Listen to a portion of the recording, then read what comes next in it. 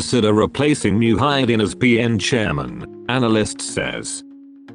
Petaling Pakistan National has been urged to consider replacing Muhyiddin Yassin as its chairman following his controversial remarks about being passed over for appointment as Prime Minister in 2022.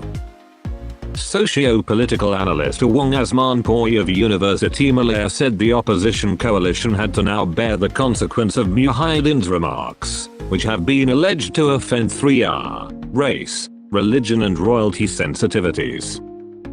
He said the latest controversy could destroy PN's reputation and a repeat of such incidents could see the public rejecting the coalition at the next general election.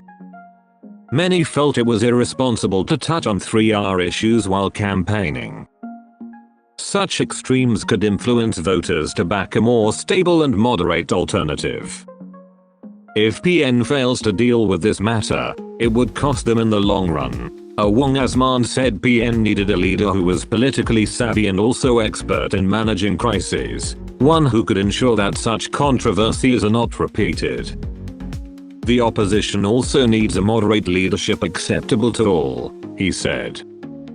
Muhyiddin courted controversy when he wondered why the Yangdi Pachuan Agong then, Al-Sultan Abdullah Sultan Ahmad Shah, had not invited him to become Prime Minister after the 2022 general election. He alleged that he had enough support for a majority. His remarks, in a by-election ceremony in Kelantan earlier this month, were viewed as questioning the sovereignty of the king, and led to a range of police reports being lodged against him. Yesterday, Muhyiddin defended his statement, saying it was factual and not meant to incite the public or intended to insult the monarchy.